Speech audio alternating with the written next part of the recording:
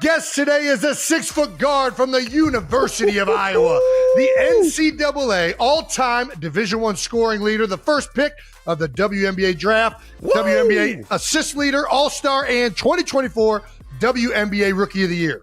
She's the most requested guest in the history of our show. What happens when the most talked about player in women's basketball sits down with Jason and Travis Kelce and doesn't hold back? You see, the answer is one of the biggest and most revealing interviews we've seen in women's basketball. She opened up about painful welcome to the league moments, the pressure of carrying a franchise, and how injuries have tested her toughness. And here's the deal. This conversation was different from anything she's done before. I would say, I don't know, life-changing maybe? That's a great one. I think that's all in a good way.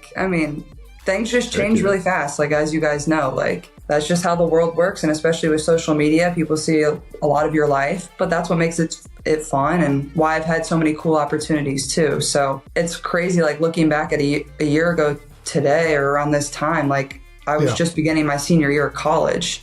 And obviously, people knew who we were and people attended our games, but it's obviously not on the magnitude that it is now. Caitlin Clark's story is one that everybody knows by now. She went from dominating at Iowa to becoming the face of the WNBA almost overnight. Her college career broke records, packed arenas, and put women's basketball in headlines every single week. Unlike any other professional sport, really, from the standpoint of, so I played in the national championship and I basically went to the draft right after, got picked.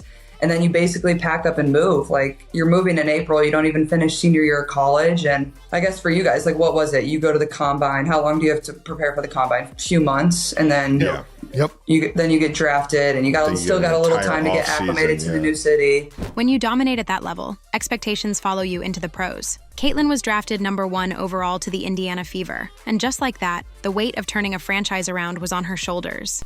You come in as a rookie and like you said, you're trying to figure out a new environment, new teammates. You don't want to say too much. You don't want to say too little. And it's just so hard. But in my scenario, and obviously you guys too, you're already highly thought of. People are turning to you to be something or be someone. So it's hard. You're trying to get your feet wet, but also not do too much. And I think that's kind of what I struggled in early on is I don't know what to say. I don't know how to say it. I don't know how they're going to react. For not knowing, you nailed it. It's not just basketball, it's business, it's media, it's culture. Everyone was looking up to her to perform. But also, I had a lot of really good vets around me too. So I feel very grateful for that. And we had a fairly young team too. So people had been through it fairly recently, so they knew how I felt. But I feel that definitely is a huge challenge. And that goes for whatever professional sport.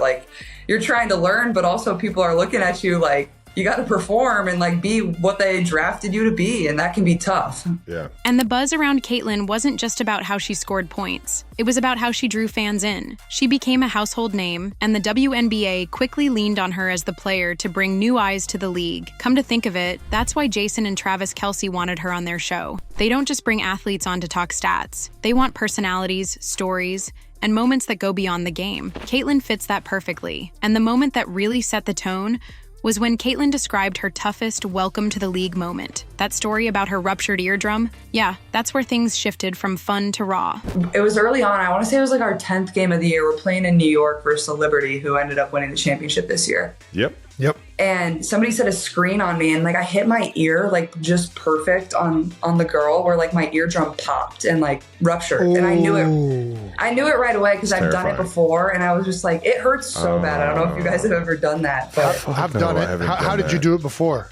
Can I guess? Guess. It was very Midwestern. You did it in water. In water. Something correct. With water. So when Caitlin told the Kelces about getting her eardrum ruptured, Jason and Travis couldn't believe it. Their first reaction was pure shock, because that's not something you hear every day. I got launched off a tube in the middle of a lake. I was underwater. I'm am I okay? That's some Midwest stuff right there. But so that was my welcome to the W moment. Wait, so when you pop your drum, what happens to that? Then they started laughing with her. Not in a mean way, but in that, wow, you really went through it and survived kind of way. They respected the toughness it takes to keep competing through pain like that. The interview chemistry worked because it wasn't forced. It felt like athletes sitting around, swapping war stories. That honesty made the whole thing powerful. And one thing about Caitlin is, she didn't try to hide the truth about what it's like to be new to the game. She admitted that the pressure of carrying a franchise from day one is real. That kind of responsibility can be heavy, and she didn't sugarcoat it. I mean, the physicality of the WNBA was something she wasn't fully ready for. College prepared her for big games, but the league is faster, stronger, and tougher on the body. She made it clear that every game is an adjustment. I wasn't around when it was like much more physical, and maybe people want more like beef and physicality, and people think it's gotten soft, but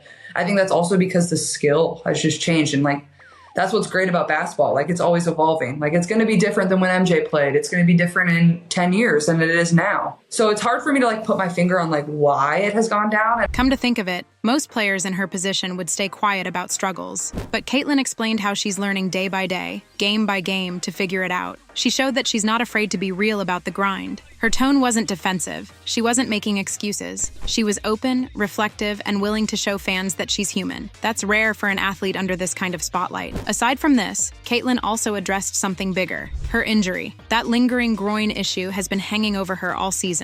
It forced her to miss games, and it's been testing both her patience and her team's ability to adapt, and also considering the fact that the games are overwhelming. Games is a lot on somebody's body, and like mentally, like that's hard. And what is it for football? I mean, you're playing what, 15 or? Fans have been worried about what this means for her long-term health. And honestly, she admitted the challenge of managing pain while still being expected to perform at the highest level. And that ties right back to the tone of the interview. She talked about toughness, and the groin injury is the perfect example. Playing through pain is part of her story now, just like the Kelces shared about dealing with football injuries. So let's talk about what happened when Caitlin had to sit out. The Indiana Fever didn't just fold. They actually showed resilience that surprised a lot of people. Other guards had to step up. And even with Sydney Colson and Arie McDonald also out with injuries, the team kept fighting. It wasn't easy, but it showed that the Fever aren't just a one-player team. See, the front office even made a smart move. They brought in veteran Odyssey Sims to steady the backcourt and give them some leadership. That signing proved how serious the Fever are about staying competitive. I mean, Caitlin's absence was still the biggest story. Every headline circled back to her because she's the centerpiece of the team. But the Fever found ways to push forward, and that says something about their future. Now, before that injury sidelined her, Caitlin was putting up numbers that spoke for themselves. She was already among the league leaders in scoring, assists, and even rebounds. And the numbers showed that even while adjusting, she belonged at the top level. The production wasn't hype, it was real. And it lined up perfectly with what she said in the interview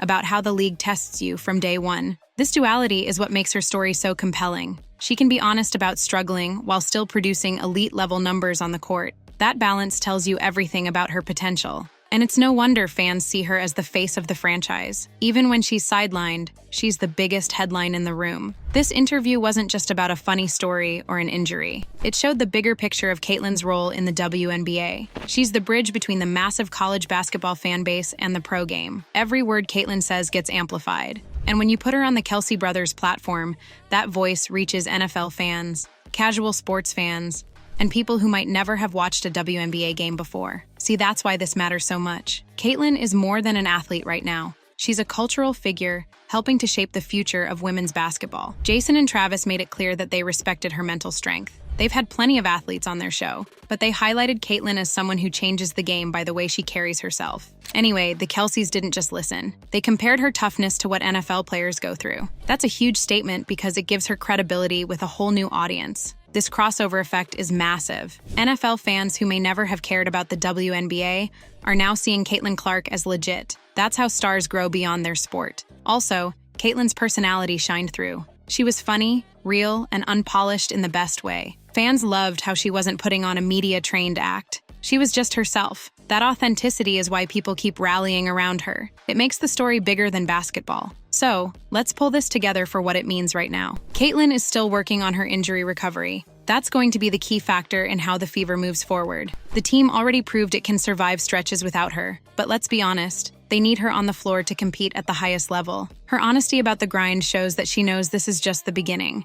She's not afraid of the challenge. She's embracing it, even if it means taking bumps along the way. So the rest of the season is one big test, not just of Caitlin's health, but of how she leads her team through tough moments. Why was this interview so huge? Because it wasn't about polished answers or safe stories. Caitlin revealed her pain, her struggles, and her mindset. That's the kind of vulnerability that makes people connect. And here's the deal. It wasn't just WNBA fans listening. NFL fans, casual fans, and even people who follow pop culture tuned in because of the Kelce connection. Aside from this, the interview showed something bigger. It proved that Caitlin Clark's story is already crossing into mainstream sports culture. That's not normal for the WNBA, but it's happening. So the real question is this. If Caitlin Clark is already this tough and this open in her second season, just how far can she take the WNBA in the years to come? Let us know your thoughts in the comments before. Don't forget to like and subscribe for more Caitlin Clark videos. Thanks for watching.